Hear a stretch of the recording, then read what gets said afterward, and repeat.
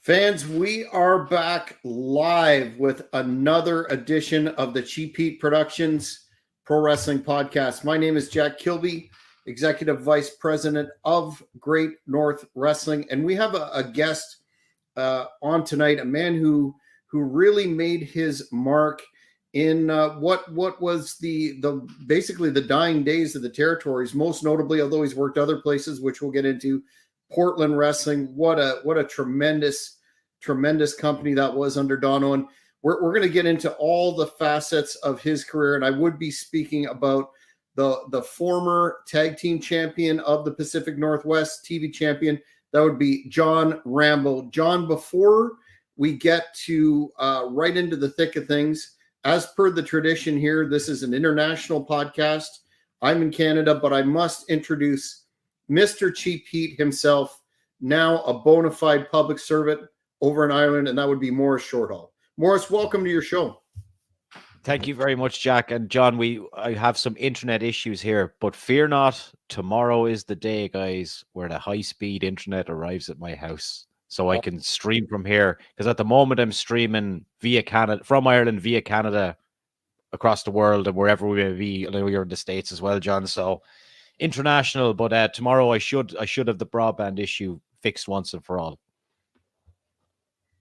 So welcome, John. I think it would be appropriate to start off with, your particular segue into the wrestling business. Were you a fan growing up, and how did you make that decision that you wanted to pursue pro wrestling as an industry for you?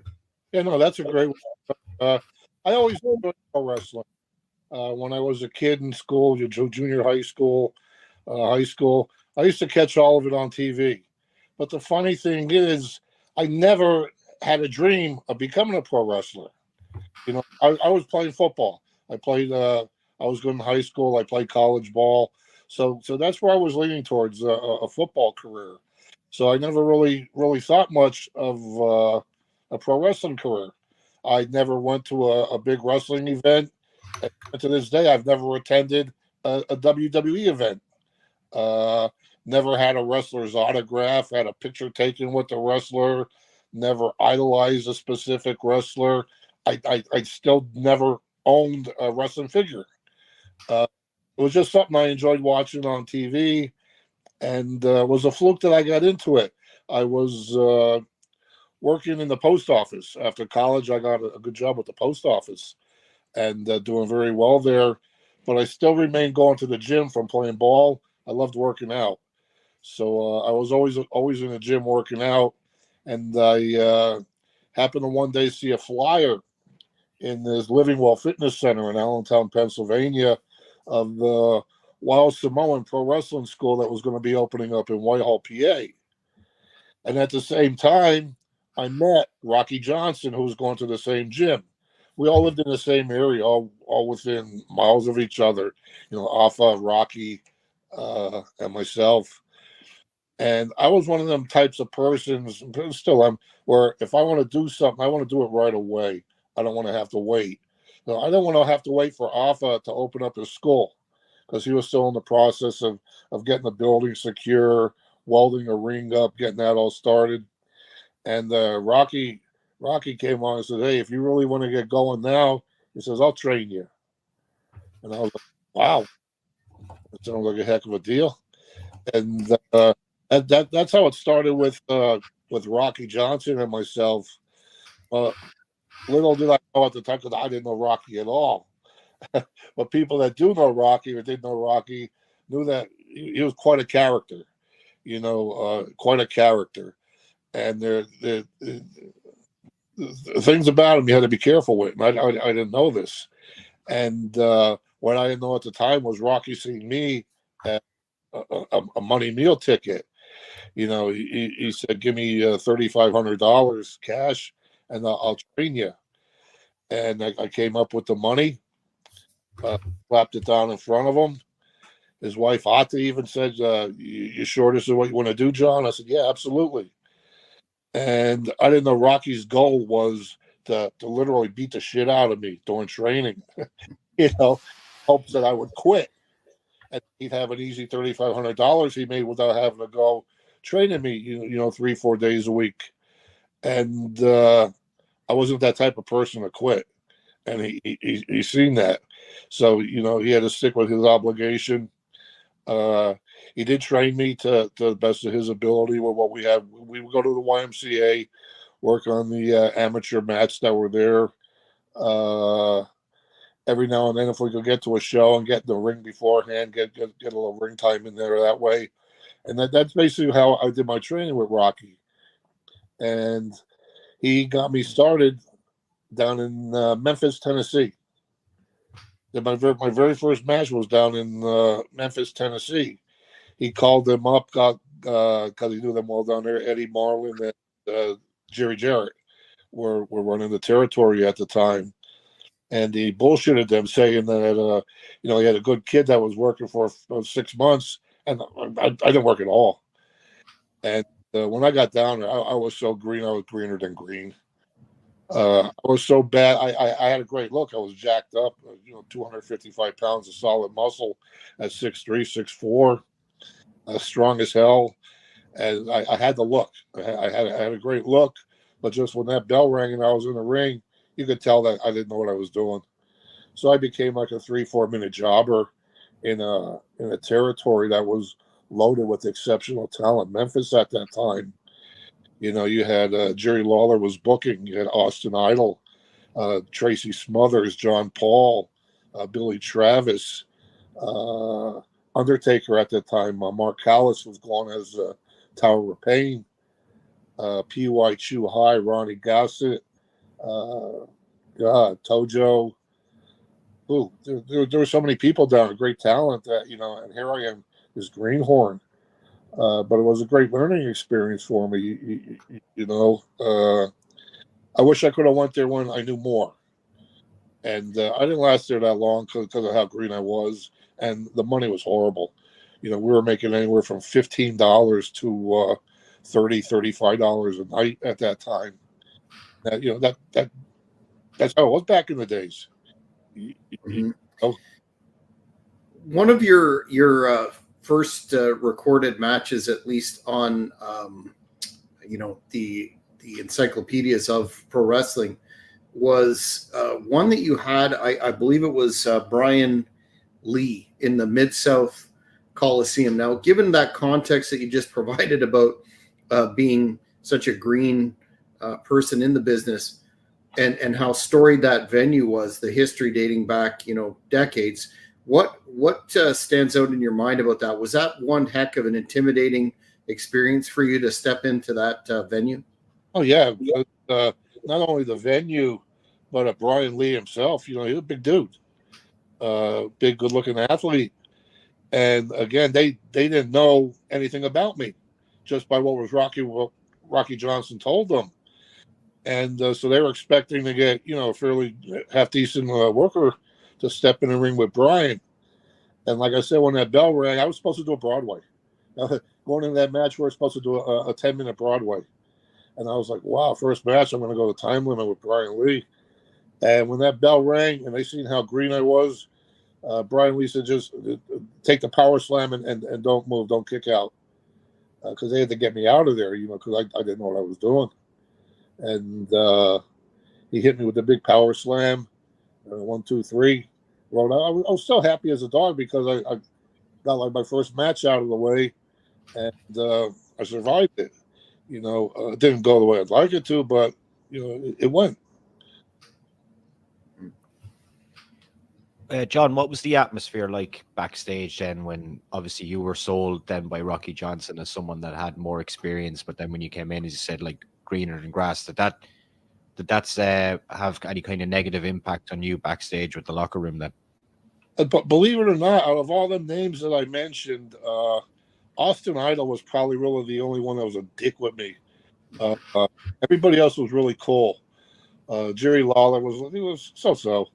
But like Tracy Smothers was superb. A lot of the guys they seen that I was green, I needed help. They'd offer me tips, pointers, and this and that. Jeff Jarrett was really good at that too. Yeah, they seen that I had a passion for it, that I wanted to do it, but I needed a lot of work at it. And a lot of them offered help and assistance and great advice, which I did take. And but yeah, no, the whole atmosphere in the back, it was pretty cool. It was cool seeing hanging around these guys that I seen in magazines and on TV, and now here I am, I'm amongst them, and playing a part, and yeah, it was pretty cool. You mentioned one of your opponents there in Memphis that, of course, jumps out right away, given his embryonic stage of his career, and that was the Undertaker in that gimmick, that early gimmick of his, the Tower of Pain. What are your recollection of working with him? Obviously, huge man, but also very, very green. And were you surprised later on when he became one of the the greatest of all time? Oh yeah, Mark was another one that he was awesome. He was a good guy, very intimidating. You think that, oh wow, I'm going to go out in that ring and he's going to beat the shit out of me. And we liked it with how green I was. We're in the Louisville Gardens, the big Louisville Gardens arena, and again, a lot of history in that place. And they had me get. They had the match was I would get hit with a steel chair by Mark. He'd get disqualified and I'd get the win. So yeah, when he went on to become what he became, and I could sit back now and say, hey, one of my first matches was against Undertaker when he was in Tennessee, and I got the win. It would have been a cheesy win, but hey, I still got it. It's a lot of other people never did. Mm-hmm. And just a quick segue and ad break into Undertaker's first opponent in WWF, Mario Mancini, is appearing this Saturday night in Jack's promotion, June 29th, Napanee, Ontario, Canada, for Great North Wrestling, coming out of retirement for one more match. Yeah, I've seen it on the Facebook. I was scrolling through, checking out the different things. Aside from the product placement, anyway, I'm going to go back to you, John. I just thought that was a nice segue, as Jack would call it, throwing a little bit of a cheap plug, or a cheap pop, as Mick Foley would call it, for Saturday night. I just wanted to know about the training with Rocky Johnson, because training now for pro wrestlers is a lot different than what it was back then. So maybe for people that aren't aware, can you just kind of quickly summarize the process of things that Rocky will be doing with you, and in what kind of environment? Oh yeah, that's a great question. The training back then was so much different than it is today. There was just as much emphasis put on getting your ass in the gym and hitting the weights and hitting them hard, and getting the physique going, get some size on you, and then going to the mat and learning the holds, the maneuvers, the reversals, the this and that's, and the stomping, the punching, the chopping, the kicks, everything. But just as much emphasis was put on the gym as it was training in the ring. And today you see so very little of that. You got guys today that are 165 pounds of world heavyweight champions in these leagues, where these promoters should be embarrassed for booking these guys, when there's so much talent out there that actually look like pro wrestlers. A lot of these wrestlers look like they belong sitting out in the seat with the fans more than they look like pro wrestlers, and it's just gotten so out of hand. Well, hey, thank the internet for that. Yeah, they talk about that a lot as being a quote unquote outmoded mindset, that an 80s mindset, that a wrestler should, when they, as McMahon used to say, walk into an airport, turn heads. And it does seem that the emphasis on that physicality and that having size, like not everybody's going to be, say, the Undertaker at 6'10", but to have some musculature to you seems to be something that's completely gone out the window. I know, and we'll jump down a bit here. but I know you had a very successful career as a trainer as well. But was that one of the aspects, even though by that point in time the tide was starting to turn, was that one of the aspects that you still emphasize with your students? Like, you need to look like a wrestler, like you could kick somebody's arse. Oh, absolutely. At the school that I had in Maryland, I had a nice weight setup. I had good equipment, good weights, and we do contests in that. I'd have contests, see who could do the most with the weights and this and that, and yeah, no, it became something where the other guys that weren't really in the weightlifting would see the guys that were doing the weightlifting. It got them motivated into getting their ass into the gym and doing the same thing.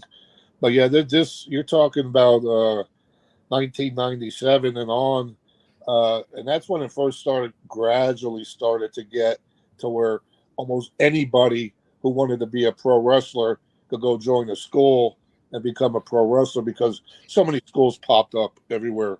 That was at a time when there were a lot of wrestlers, and a lot of them weren't getting work. A lot of them weren't wrestling at a lot of places, and the only time a lot of them could wrestle was if they held their own shows, and they did that, and they would start their own schools. They try to make the money. So it was like the blind leading the blind. You had guys that didn't do anything in the business training guys to become a pro wrestler, and like I would always say, how could somebody teach somebody to do something if they've never done it? You had to be there in order to teach someone else to get there. And yeah, that's around the time when things really started to gradually get in that direction where it finally went downhill with the whole business. Speaking of the opposite end of that perspective, you caught the I guess it would be fair to say the wind up period of the in ring career of the legendary Ivan Koloff, and had quite a program with him, including those bloody and brutal Russian chain matches, etc. Could you just talk a bit about your because I've seen those matches and the chemistry is undeniable. Great old school stuff. How you first got to work with Ivan, and any standout memories of any of those matches? Oh yeah, again, that working with Ivan, that was one of them situations where I was just at awe because here's another superstar that I used to watch on TV all the time, and now I'm in the ring with him. And not only am I in the ring with him, but he's putting me over in matches. Again, how green I was. Uh, yeah, he put me over for the to become the very first ever NWL heavyweight champion down in Maryland, and that's what really kickstarted my independent career and starting to build a name for myself to where I was able to advance to Portland and that. But yeah, it was really something getting to work with Ivan because he was a strong dude. He another intimidating guy. Uh, Tough, very tough. Didn't take no shit. Uh, but again, he was old school, and he offered great help and great advice. If he seen that you had potential, he'd help you out. He was good that way. He was really good that way. He'd work with you, make you look good, and yeah, great guy, great guy. I'm just going to kick back to the last point again that we talked about, like how you were saying that guys that look maybe like they should belong in the crowd are now in the ring. Kind of a two-part question here. Like when you were going through the business in the early days, did you see a lot of steroids at that time? And then to flip it over, do you think that all that unwanted attention, we'll say, that WWF brought with that steroid trial in the mid-90s was kind of caused the detriment of the big physical wrestler to what we are now? Oh yeah, no, yeah, the steroids were everywhere. The steroids were everywhere in the business. I never seen a steroid. Like I said, I played football at 275 pounds. I never seen a steroid. I didn't see a steroid till I hooked up with Rocky Johnson. uh, that's how I got. Excuse me. That's how I got jacked. In really good shape. Uh, but yeah, no. Everyone was doing something. Unless they had that big farm boy type gimmick or really heavy set to where they didn't need the muscle because they were already 300-400 pounds. But yeah, you regular guys like myself, everybody else, yeah, we were doing something. We were doing something. I'm not gonna lie about that. And yeah, I didn't really follow the trials that much when it happened WWF. But I do recall where like Hogan and them, they were denying it and denying. It don't take a genius to look at somebody tell that they're doing something. Even like today with the WWE, they're all doing something. They're all taking some kind of performance enhancing drugs for their muscles, whether they're doing it to get really huge or look ripped, or hard and solid. Everybody's taking something, and they're just but that's in everything. That you have that in football, you have that in baseball, you have it in swimming today. It's just what it is. It's part of the game, and that was something too that Vince would use that really to when he would bring in talent to see if people were willing to do that. That was a strong factor on signing guys. Like hey, are you willing to make yourself look bigger and better? You, you better say yeah if that's what you wanted to do, and that's what you would have to do to stay in competition with the other guys that are in there. You know, headlining, being the stars, and getting the big matches and that. Wanted to ask you this question as well, and it's a two-part. So if you need me to restate later, that's cool. I tend to conflate questions at times, but the persona that you became synonymous with, the John Rambo, aside from you were like a dead ringer for that character, especially in the movie First Blood. How did that come about for you, and were you at all skeptical or hesitant given what we see now lately? And this is a different time period, but fights over intellectual property and copyright, that sort of thing. Was that something that entered your mind? And secondly, you had a tremendous match with Jimmy Superfly Snuka. And what I understand to be in Vancouver for ECWA, the area where a lot of that film was shot. So, do you have any memories of either that match, working with Snuka, and then your persona? Oh yeah, absolutely. After I had went down to Memphis, I started off as John Maxwell. I wasn't always John Rambo. I was John Maxwell, and that's what I was going to. John Maxwell, Silver Hammer. Take a Silver Hammer up, be a heel. But yeah, when I came back from Memphis, taking advice from the guys I got down there, they told me to get back home and pick up some more real training. And Offa had, like I said, by this time now, Offa had his school going in Whitehall, PA, and he knew Rocky really well. Their family. He knew the games Rocky would play, this and that, and Offa felt bad for what he did to me. So Offa invited me into his school with two other guys that were training there at the time, Neil Superior and Big Doug Stahl. Big Doug, who went on to be ECW Tag Team Champion with AJ Petrucci as the Super Destroyers. But it was there at Offa's school when I was there training to get more experience and this and that, where Neil said to me, he said, like Rambo. He said, you could do a gig like that. And I was like, I don't know. I'll think about it. And he brought me down to his league down there in Maryland and to do some matches down there. And when I went down there, he In fact, before I went down there, I did take his advice.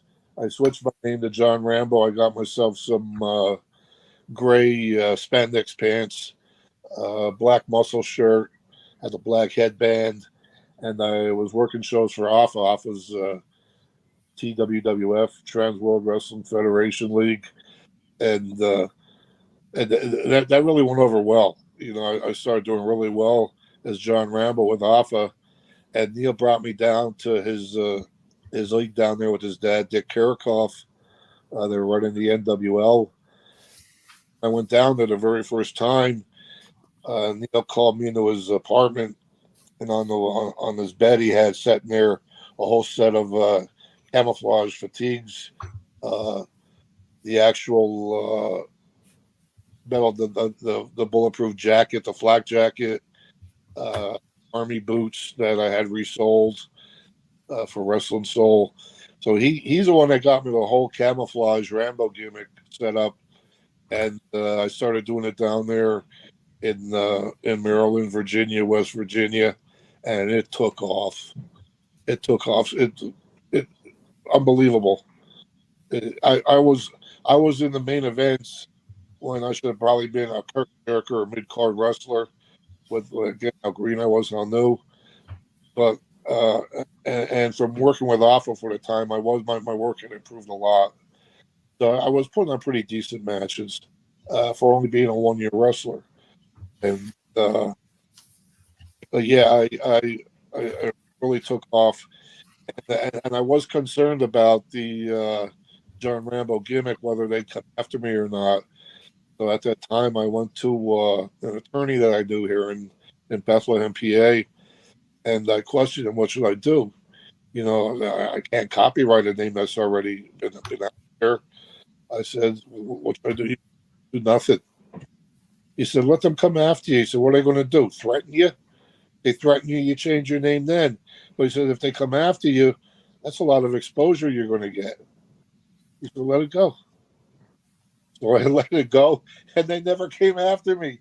I was like, you gotta be kidding me. I never had a single, not one single repercussion or anything for using the name John Rambo. And that to this day blows my mind. Let's hope they're not watching. Well, But how important though, John, do you think that was to get a gimmick? Because you said you were going into your second year, then you were still a little bit green. How much did the gimmick help you progress along? Because it was so important in the business those days, not so much these days. Everyone looks the same a lot of the time, and they're just black boots, black trunks. They're nearly all the same guy. But gimmicks was absolutely huge in wrestling, and still should be, in my opinion. But how important was that as an add-on to your lack of experience to kind of progress you on? Well, once I started doing it, I felt like a different worker. You know, I felt different. I felt like a pro wrestling character. I was picking up the charisma, you know, and the fans would make a lot of positive comments. It went over well. It went over well. In fact, it went over so well that I was down there working for the NWL. I forget where. I think we were in Virginia, and we were doing a show, and on the card was Jacko Victory and who the heck was his partner? Oh, I forget. They were doing a big gimmick. I forget who the other guy was, but he was a big name. And they said, you know, Rambo, you need to get into Portland, and where you're working steady, and really pick up the game. And right there at that show, they called Scotty the Body on the telephone for an intermission, and because they were good friends with Scotty, and they were telling them about me, and that's how I got to Portland. Scotty said, "Let's get him out here, and we'll get him going out here." And that's how I got my foot in the door in Portland wrestling. And like I said, I've just a year in the business, and I'm going out to Portland wrestling with everybody out there who's either been in WWE, WWF, WCW, or was heading in that direction. You're talking about a time then when that territory You look at all the people that were in there: Ricky Santana, Al Madrill, Lynn Denton, Bill Sullivan, Davey Sullivan, uh, Scotty the Body, Steve Dahl, Jimmy Snuka, Billy Jack Haynes. So man, everybody that was in Portland, uh, Bart Sawyer. Uh, if they hadn't already been in WWF, they all headed off to WWE or WCW, ECW, and I think honestly, I'm the only one that never did go that way. Uh, I always looked at it like, and I still say it, I was meant to be a superstar, but never went and became the superstar because with what I experienced in Portland, that being a TV territory and learning the politics all behind everything, inside the ring, outside the ring, in the locker room, hanging out with the right crowd. You want to be in the right stuff, this and that. It just opened my eyes as to, wow, I go to an even bigger league. What's that game going to be like then? And I was offered, Lynn Denton offered to get me in the WCW while I was in Portland. I wasn't interested in going. When I had come back from Portland back east here, AFA had offered to get me into WWF, WWE. I had them a few times contact me if I was interested. 97 through 98, ECW must have contacted me 5 different times to see if I wanted to get going there, because a lot of the guys I worked with in Portland were at these other places, and my name and reputation spread around, and yeah, I was meant to be a superstar and didn't take it that route, and I honestly don't know many wrestlers that have done that. Most of them are in it to get on TV and become that big major, big time superstar. And but like what you said, it takes it back to the steroids. When I left Portland in '97, and when I seen, if I was to go to WWE, I knew what I would have to do. I knew I would have to stay jacked up, because when I was in Portland, I backed off of the shit. Early on in my career, in Portland, I noticed from taking the roids, my hair was starting to come out, and that scared me. Because here I have a gimmick where I look just like Rambo, and I'm going to lose hair. I'm not going to look like Rambo no more. So I backed off of the shit, and I did lose some size, but I still maintained a pretty decent physical look to me. Stayed athletic, stayed hitting the gym, and but yeah, when I thought, with all the shit that goes on, with the backstabbing and this and that in these TV territories, I just, man, how bad it would have to be with WWF and WCW. And sure enough, you hear about the war stories today about all the bullshit that went on with these guys fighting with each other, and the jealousy and the game playing and this and that. And I didn't want to get hooked up in that. I didn't want to get hooked up into where I'd have to continuously be on the roids. There's a lot of other stuff going on besides the roids, with all the pills and this and that, the pain pills and the coke and all that bullshit. And I know how tempting that would be. And I just, with that in my mind, and then getting offered the opportunity to take over the wrestling school in Maryland, where I did go to, it was a no-brainer for me to. I'm going to take that route. I'm going to train new guys coming in the business, train them the right way, make a name for myself that way. Start up an independent league where it's done properly, done right, where how it was supposed to be, old school style, hard hitting pro wrestling, and that's what I jumped on. My friend Neil, who had started me with the Rambo gimmick with the outfit, he had passed away in 1996. and he had a wrestling school in Hagerstown, Maryland. And I was tight with Neil. I was tight with his dad, Dick Karakoff, who just passed away a couple of years ago. And they had a hell of a thing going on down there in Hagerstown with the wrestling school and the National Wrestling League. And when Neil had passed away, Dick had contacted me and asked if I'd be interested in coming back east, back home, and taking over the school. And it didn't take much to think about that. I said, yeah, I'd love to. Because by this time now, everything out in Portland, Oregon was pretty much dying off. You know, Don Owens had closed down. Sandy had pretty much ran his route as best as he could, tried to keep all the towns going that he was doing. We had TV in Vancouver, Washington. But yeah, it was a good time for me to get back east and you know, do something that I really wanted to get into doing, and training guys with the school. That I'm so glad I did that. I'm so glad I did that because I brought in some really good talent into this business. Guys that I'm really proud of. Guys that trained at my school with me, gone on to do great things. You got Luke Gallows, you know, WWE.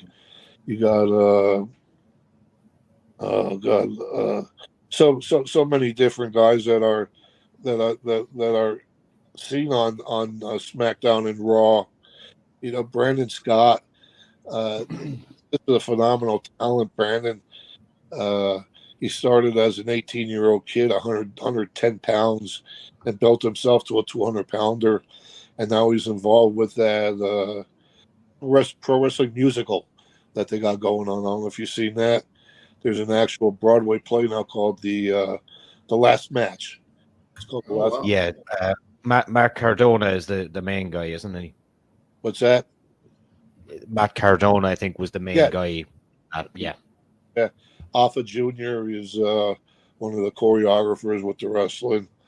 My guy's Brandon. He's got a good character part in that. But yeah, no, they're training was a lot of fun. Training was a lot of fun. I got a lot out of it. It helped me too. You know, helped me become a better wrestler, and just something that, you know, there's times I regret I didn't take that route to be a TV superstar, because I'd love to be doing these autograph sessions and these conventions and this and that, which I still think I should be doing them with all that I've done in my career. You know, I always hear fans saying, "Oh, I used to read about you in Pro Wrestling Illustrated all the time. I remember you from Portland Wrestling. I remember this and that and this and that." But a lot of these promoters, because you're not a WWF superstar or WCW superstar or ECW superstar, they don't think you're worth a shit. You know what I mean? And that's wrong.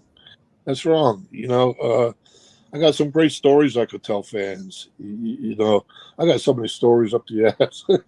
Unbelievable. But yeah, no, but besides that, like I said, no regrets. The training the guys was great. And starting my own league was super, because I started my league, the House of Pain Wrestling Federation.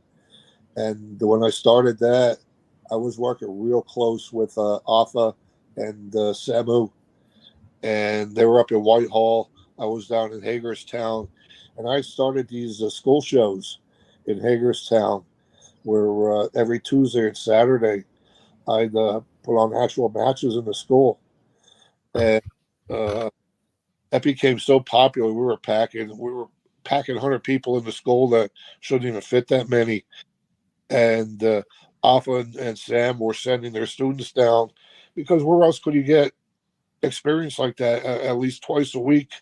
You know, working in front of a crowd. And this was at a time when, and still is, where Maryland has a very strict athletic commission. So they were always on my ass. You know, I'm running these shows. I called them training sessions. They were shows. You know, I just didn't charge admission. And in Maryland, you can't do no hardcore, no blood, this or that. And again, I took advantage of the opportunity that, hey, this is a training center. These guys are paying to learn how to do every type of wrestling there is, and that includes hardcore. So I'm doing barbed wire matches, weapons matches, bloody matches in the state of Maryland with no commission, on my ass because I can't, because I'm doing it as a training session, and things just took off so big with that.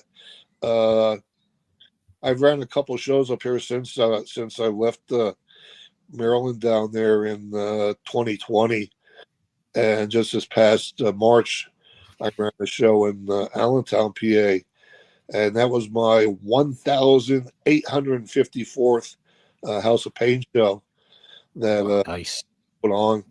So I mean, all the talent over the years that took advantage of these training session shows at my House of Pain, and we also did road shows too. It was at the point where, we were doing 4, 5, 6 shows a month. Or I'm sorry, 10 to 12, counting the school shows, and there was no place like that anywhere else on the independent circuit. And a lot of the guys that did go on to become TV superstars, at one point or time took advantage of the match shows that I was doing at the House of Pain. So yeah, it's been a wild route for me. Something that I got a lot to look back on and be proud of, and a lot of fun. It was a lot of fun. One of the many legends that you work with in Portland was Billy Jack Haynes. Just wanted to get your impression of his recent legal troubles and any memories of working with Billy that stand out in your mind. Oh yeah, Billy was a scary dude. Billy was a legit scary, badass dude. You don't want to fuck with Billy. I'll tell you that right now. You didn't want to fuck with Billy. He'd kill you and not think nothing of it. At one time, our bar was a little fucking instigator at times. Like to stir shit. I was talking in the locker room again, probably something I shouldn't have done. It's just a lot of times you just keep your mouth shut and listen. But we're just bullshitting, and somebody had said something about, they're bringing Bill back to he's going to main event for us. Hopefully that'll pick the crowd back up. And everything was so bad at that time. This is when the crowds were really starting to die. And I said, I don't care if they bring in Hulk Hogan. I said, they're not going to pack this place like they used to. And doesn't Art go and tell Billy, hey, Rambo said you can't draw shit. So here we go. I show up for a Saturday TV, and we're getting ready in the locker room, and I'm sitting there getting ready, and Billy Jackson, hey, Rambo, come here. And he takes me back in the bathroom. I'm like, what's this about? He says, what's this shit you telling everybody that I can't fucking draw shit? I said, whoa. I said, I never said nothing like that. I told him exactly what I said, this and that. He said, yeah. He said, I'm going to kick your fucking ass. Whatever, Billy. We go out and they tell me I'm going to be working Billy in a match that night on TV. I'm like, oh shit, here we go. This is going to be fun. And my style was a martial arts. A lot of martial arts I did in my style because I was a legit black belt in Taekwondo. And Billy and I were talking over the match. He said, yeah, go for that kick. He says, I'm going to give you a low blow. He says, and we'll take it from there. He said, just watch yourself out there. All right, well, whatever. And we went out there. I'll tell you what, he worked me like a pro. He didn't fuck with me. He didn't stiff me. I gave him some kicks. I went for the big kick. He gave me a nice working low blow. Slapped the full Nelson on me. Worked the full Nelson really, really nice. We went back. He shook my hand. It's a good match, kid. But yeah, I thought I was going to have a battle out in the ring with Billy, and that you don't want to do, like I said, because he was 285 pounds, and Billy knows how to fight. He was a amateur Golden Gloves boxer, so yeah, you don't want to fuck with Billy. But yeah, no, his health started to go downhill pretty bad the later years now, and from what I understand is he had hooked up with a woman he got married. She was supposedly like 20 years his elder, like in her 80s, and he's in his 60s, and yeah, shot and killed her out there in Portland. But I heard that it was a mercy killing. That she was so far gone and really out of it that he did it as a mercy killing, not just something where he murdered his wife. He thought doing the right thing, as sick as it sounds. But yeah, now yeah, he's sitting in jail for that. Tragedy. Yeah. John, if you were to pick some standout and favorite opponents from your career, who would they be? Oh God, I did great work with Mick Foley. We had great together. A well-known in this area, I don't know how popular he is with the fans, but a guy named the Mad Russian Jill. He was a great talent, fun to work with. Morgus the Maniac. But the big names were a lot of fun. Ivan was fun. Nick Volkov was fun. I did a heck of a good program with Brickhouse Brown. He was a hell of a good worker. Steve Dahl was a good worker. Did a lot of work with and against Samu, head shrinker Samu. Yeah. There's just about anybody that I would say that was a TV superstar, and I worked them. I got fun with them. Iron Sheik, he was a lot of fun. Outlaw Ron Bass, I got to do some tag work with Kerry Von Erich. So yeah, it was again. It was that awe of wow. I remember these guys from TV, and now here I am doing it with them and doing it good, and have a reaction from the crowd, and yeah, it was A fan on social media wanted to ask if you had any stories or recollections of another fixture of Portland wrestling who always seemed to remain loyal to Don Owen, and that would be Roddy Piper. Piper, yeah, Piper was a good guy. I got to do a Jerry Lewis Liberty telethon with Piper, Steve Dahl, Scotty Norton, Big Scott Norton. I forget who else was in on that. Yeah, we had a lot of fun doing that. But yeah, he was another one that was a lot of help in the locker room in Portland. He would come in, but even though he wasn't working the shows and doing a match or anything, he'd be in the back and he'd give you good advice. He took my buddy Bart Sawyer under his wing, and really helped Bart out a lot. Got him a WWE developmental contract. Bart didn't even have to show up, and they were sending him money every month. He got him in one of his movies with a small part fight scene. Yeah, Piper was a good guy. He was a good guy.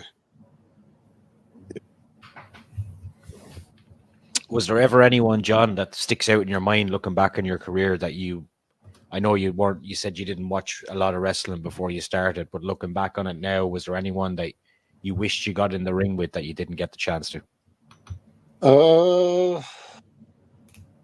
Yeah, not really because there's so many. You know, King Kong Bundy. I worked a hell of a program with King Kong Bundy on the circuit. Uh, there ain't too many that you know I didn't. I haven't been in the ring with over the years.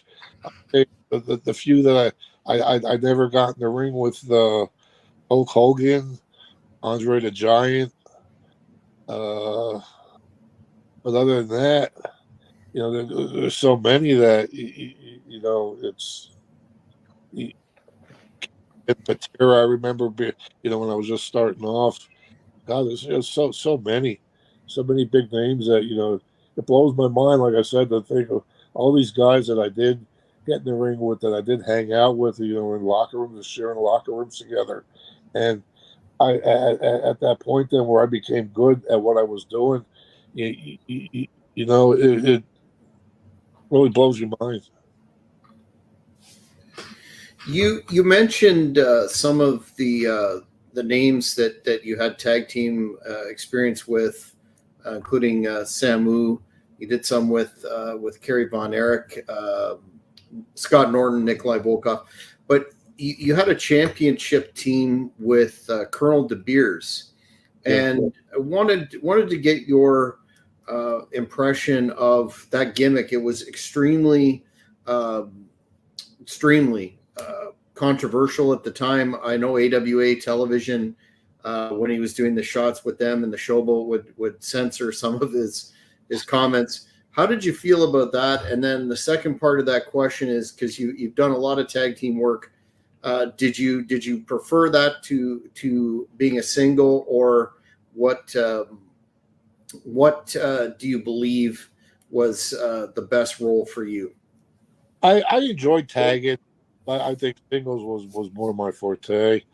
Uh, but yeah, no, I'm glad I did do the tagging that I did. But Colonel the Beers, Ed crazy. It scared me. His mouth scared me because he would say anything at any time. And when we're running Portland at the Portland Sports Arena, the House of Action, we're just blocks away from the projects in Portland, and he's talking this shit. He does and bad racial shit. He would talk. Uh, yeah, he wouldn't hold back. And there was a point in time where they had to stick security out in the parking lot because every week somebody was sticking nails and screws in my car tire, you know, because of his mouth. You know, I stayed away from it. I'm not adding to the fire. He's doing enough of it. And yeah, he scared the shit out of me. I'm like, Ed, you're gonna get a shot. It's crazy. Crazy, you know. Any Literally. any Iron Sheik stories, John? Oh god, Iron Sheik, man. I got so many Iron Sheik stories, but I don't know if they're appropriate to tell. You could say whatever you want here, John. It's Gone. 5 to 11 now at nighttime in Ireland. The watershed's gone. Yeah, they're like when we're traveling on the road, hanging out, the boys like to have fun. You know, we like to party. We like to have fun. And well, more today now, it's not a big thing. But everybody used to smoke weed. Yeah. that was a given. Nobody gave a shit. And we're overseas doing the tour of the South Pacific. I'm going through Guam, Saipan, Ponape, Palau, the Marshall Islands, the whole stretch in the South Pacific. No matter where we went, I don't know how, why, but people always came up to me, "Hey, what's a weed? What's a weed?" So I was always like having people coming and offering me this shit, and it got to the point where you know I would take it, and everybody knew I was getting it, so they all came flocking to me. Hey, Rambo, hook me up. Rambo, hook me up. Rambo, hook me up. Where I forget one of the Hawaiian islands. Shiki gets something from a bellhop or whatever at the hotel. and they took him for a ride. What they did was they took oregano and they mixed it with Elmer's glue and rolled it up, and it looked like my nice nugs of Hawaii weed. And they gave it to him, and he took it back to his room and he's smoking it, and like, this is bullshit, bullshit. He goes, "Hey Rambo, come here. I'm going to give you something. Next time you get something, you take Kirishiki." So he gives it to me, and I'm like looking at it and like, wow, that looks pretty good. And I take it, I go back to my room, I roll a little bit up, light it, and Big Doug Stahl was my roommate at the time. He said, "What the fuck?" He said, "It smells like pizza." I said, "I know, this is fucking oregano." I said, "That motherfucker's giving me bullshit." So then when I did get something good, I wouldn't give him the sheik, and he got so pissed off. Fucking jabroni, you fucking jabroni. And then wrestle him. And it's funny because I got this thing going on now on the internet with that Hot 2 girl, whatever. I don't know if you've seen that. And, that was his gimmick. Mm-hmm. And I'll tell you, this son of a bitch would actually lay a fucking big loogie on you. He'd spit on your chest. All with that pissed me off. I was like, motherfucker. So yeah, every time you wrestled him, you had that. You knew you were getting fucking hawkered on, and like I said, that would just burn me up. And Shiki's one of them dudes where, again, another one, you don't want to fuck with him. You're a tough dude, you know. You get in a fight with Shiki, and even if you win, you ain't gonna win because you're both gonna get hurt, you know. And but yeah, he was funny as shit. He was just a character.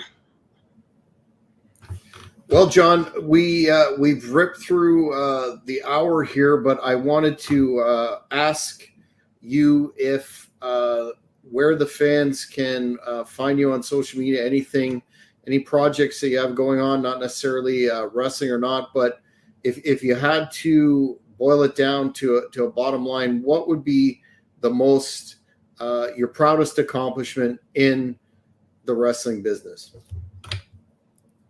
Oh, my best accomplishment, I guess probably would have to say that the good talent that I did train and bring into the business, because they're the ones keeping it going.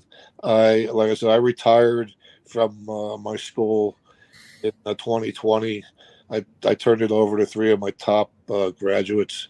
They're running it now, still the House of Pain down in Chambersburg, Maryland. They got it going. They're doing monthly shows. So yeah, we got a hell of a legacy that we built, and a lot of people remember and know the House of Pain. A lot of respect built off of the House of Pain. My time in Portland was very special for me too, because that was a hell of a territory. That was one heck of a territory where I said all the best went through there at one point or time, and I'm proud to be a part of that. Because not only did I get there, I survived there, and I did well. I excelled there. I went from being a newbie coming in there to a main eventer and a title holder. And that just great time. Great time working for Don. Don Owens was super. Sandy Barr was a good guy. Yeah. And didn't you have the last TV match ever for Portland Wrestling? That's for the history books in and of itself. Yeah, that there too. The very last show that aired on KPTV 12 in Portland, as we before we went off the air forever, it was Ron Harris, the Blues Brothers, big Ron Harris, Ron and Don Harris. Yeah, Ron Harris and myself was the very last ever Portland wrestling match. Where can the fans keep up with you on social media? I know you have a Facebook and any other platforms. No, I'm just on Facebook, but they could catch me at John Rambo on